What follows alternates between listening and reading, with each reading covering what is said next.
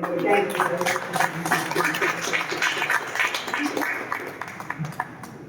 Maraming salamat. Siyempre kalahati yata ng grupo dito hapon ko. Diyan yung pamilya ko, taas ang kamay, kapamilya. Mga kasama sa Lung Center, taas ang kamay, mga kasama sa Lung Center. Okay. So, just to introduce kasi kung sino ang Philippine College of Chest Physicians. So, lahat ng nag-training at nagtapos ng training at naging specialista na pulmonologist, naging miyembro, certified na miyembro ng PCCP, Philippine College of Chest Physicians. Tapos lahat yung mga miyembro na yan, mamimili sila kung saan nila gustong mag-specialize ng pagtuturo o ng pag-training ng kapwa doktor, for example. So nakadivide kami into councils. So itong council ng asthma, ang aming syempre, specialized na topic, hika. Okay. Madali magturo ng hika. Mga kapwa-doktor, tinuturoan namin maraming mga journals, maraming mga pwedeng basahin. Pero yung pinaka-crucial po kasi is yung partnership ng doktor at ng pasyente. Hindi ito kasi tulad ng paggagamot, for example, ng high blood. Uminom lang kayo ng isang tablet once a day, huwag nakakalimutan inumin, isang basong tubig, okay na yun. Sa asthma, mag-reset kami ng inhaler. Hindi pwede gamitin mo 2 beses sa araw. Kailangan turuan pa ang tamang paggamit ng inhaler. So, ang decision kung anong gamot ang kailangan,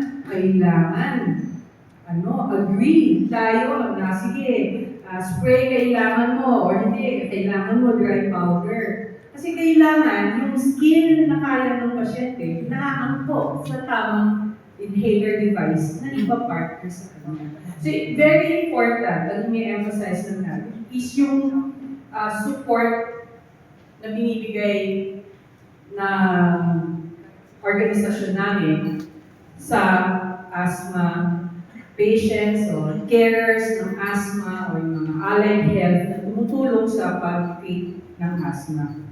So, sinisegue ko lang kasi hindi lahat ng hospitals may asthma support group. Tama? Lung center, alam ko meron. Sino mga nag-lung center na pasyente yan? Okay, sino ba yung mga ibang hospitals dito? Saan po kayo? Merong support group? Meron. Okay, sino pa yung sa iba? Saan po kayo? St. Luke's, may support group. Yes? No. May support group po. Meron. Yun yung, anong support group tayo? NCP Asthma Club. Yan. Para nagtitipon-tipon ng mga pasyente para mag-share ng experiences na hindi naman pala nakakatakot ang asthma. Kaya naman pala natin makontrol ang asthma. Pare, anong ginagawa mo sa asthma mo? Pare, tama ba yung ginagawa mo? Kailangan mo magsigarilyo pa. Pwede ba itigil na?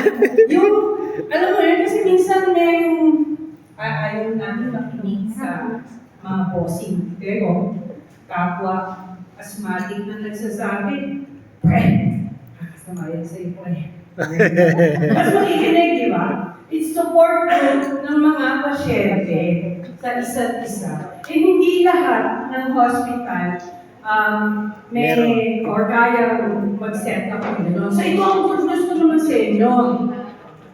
Kami sa Asthma Council, gagawa kami ng virtual asthma support group through Facebook. Interesado ba kayo mag-join? Yes! Interesado ba kayo? Yes! Okay.